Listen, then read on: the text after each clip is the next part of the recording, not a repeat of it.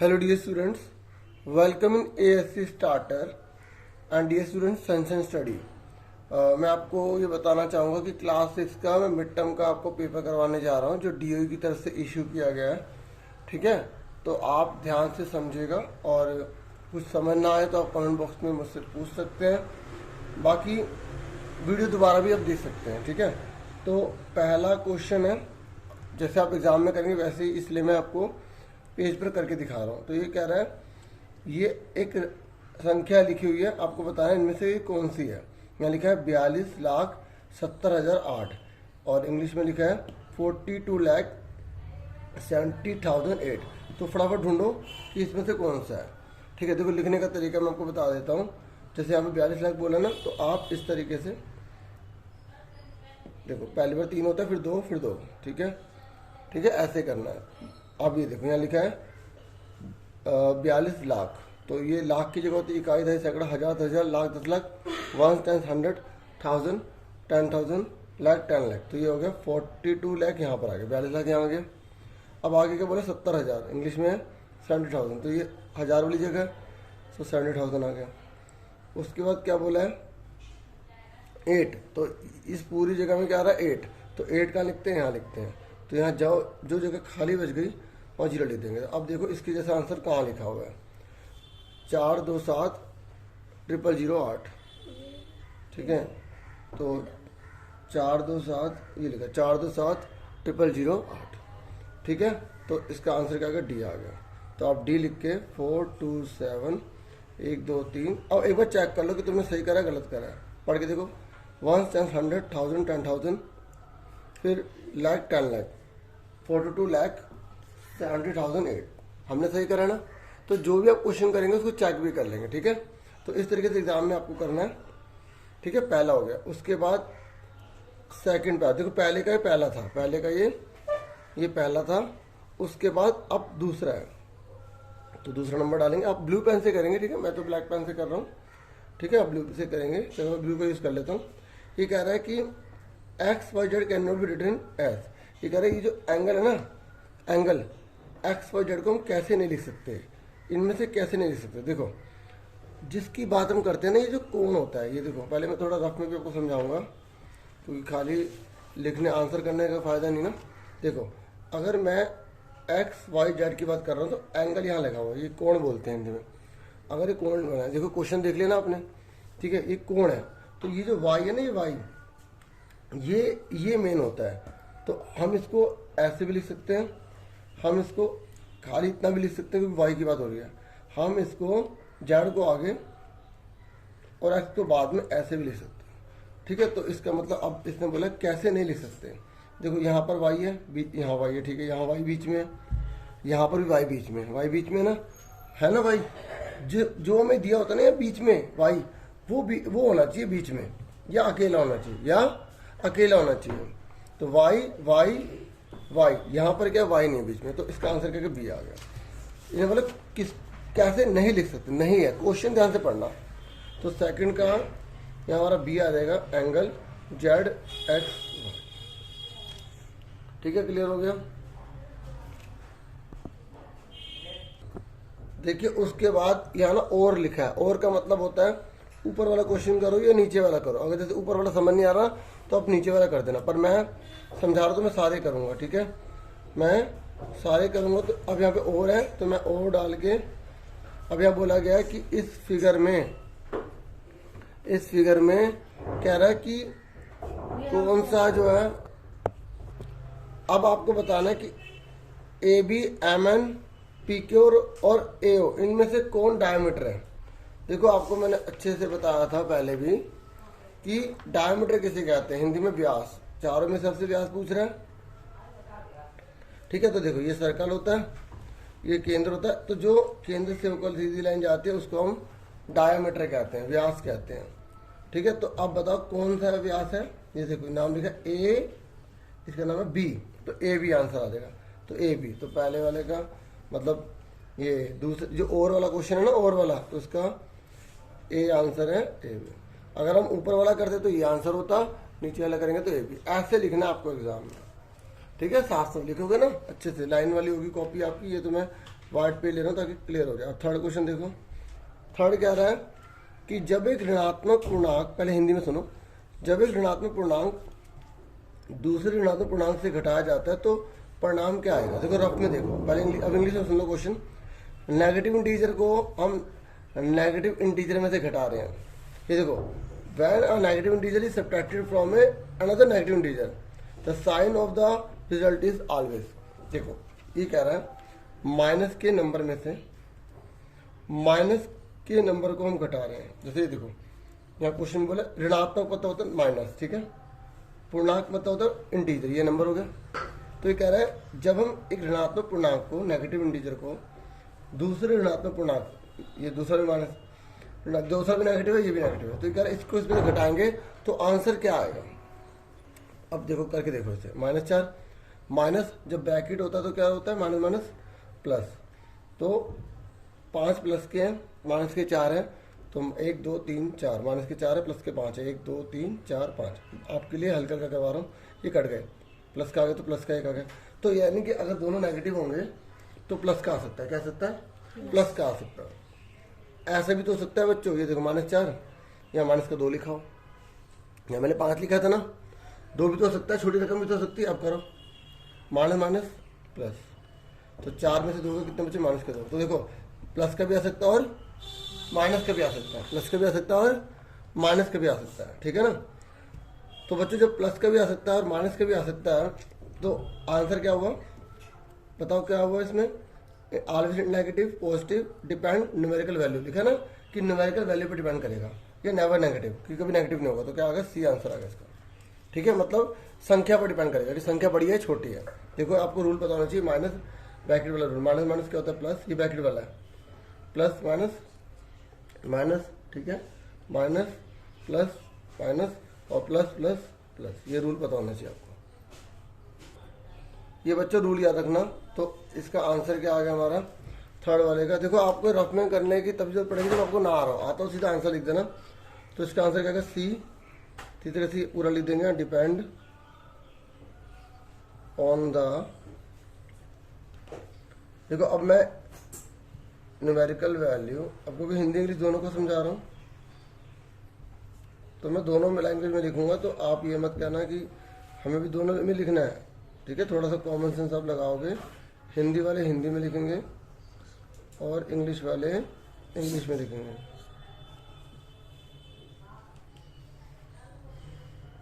ठीक है।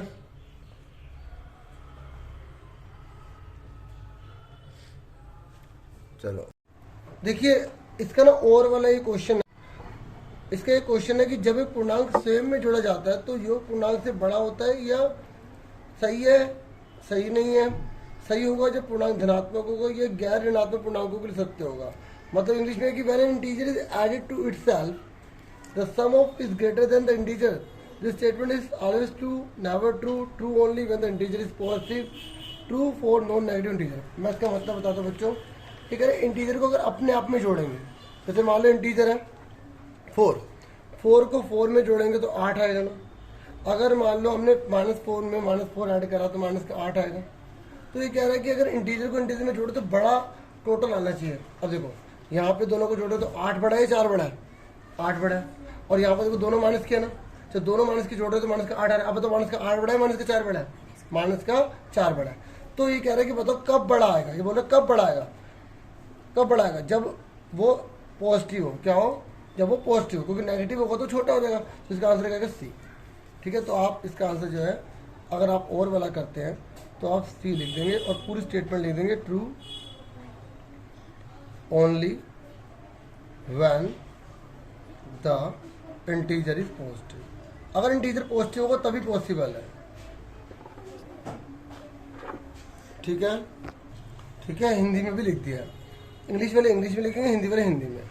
अब आगे कह रहा है चौथा क्वेश्चन देखो इसका। तो चौथे क्वेश्चन में कह रहा है बच्चों कि यदि 7 अंकों की सबसे बड़ी संख्या में 1 जोड़ा जाए तो वो किसके इक्वल होगी, बताओ।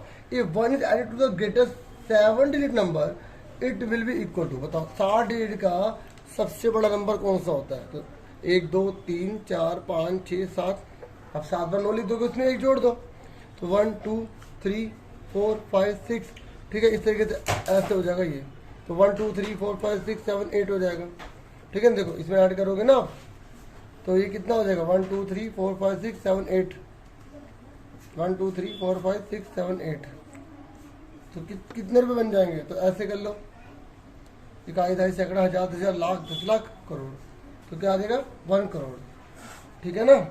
समझ में आ गई?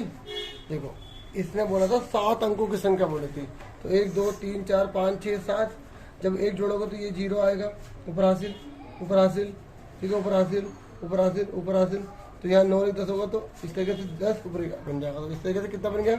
ऐसे 1 100 1000 10,000 लाख 10 लाख करोड़, तो 1 करोड़ बन गया ना। तो अब आपको बताना कौन सा आंसर ठीक होगा। 10 लाख होगा, 10,000 होगा, 1 लाख होगा, ये 1 करोड़ होगा, तो डी आंसर आ गया। इस तरीके से आंसर कितना आएगा? 1 करोड़, ठीक है। बिल्कुल बच्चों जैसा करवाया तुम्हें, ताकि बच्चे जैसा प्यारा प्यारा नोनों समझ में आ जाए। अब ये कह रहा है अगर ऊपर वाला नहीं कर पाओगे तो नीचे वाला कर दो।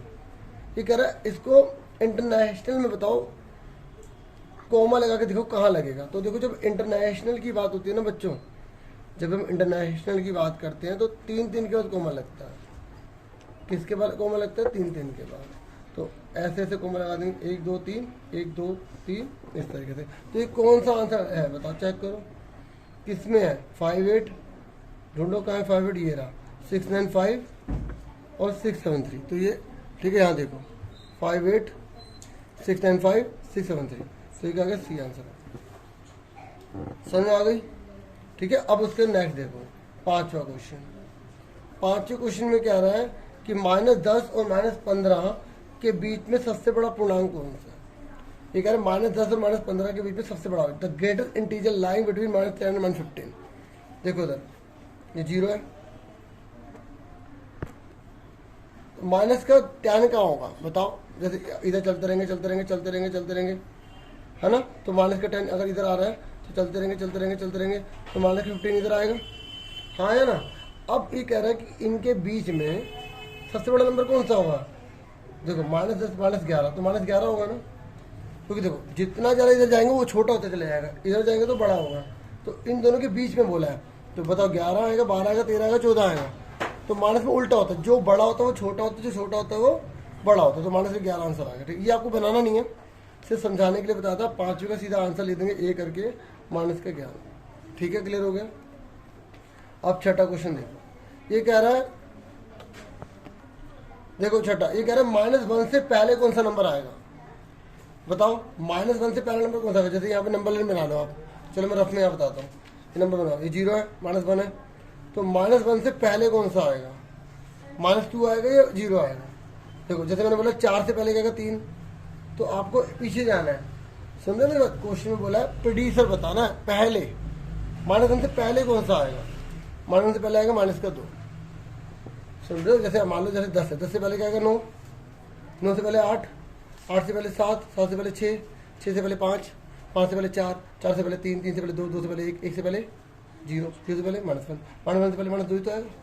तो जानबूझ के इसने ऐसा देता है ताकि बच्चे गलत कर दें। तो -1 से पहले कौन सा आएगा? -2 आएगा, तो बी आंसर क्या आएगा? -2 आएगा।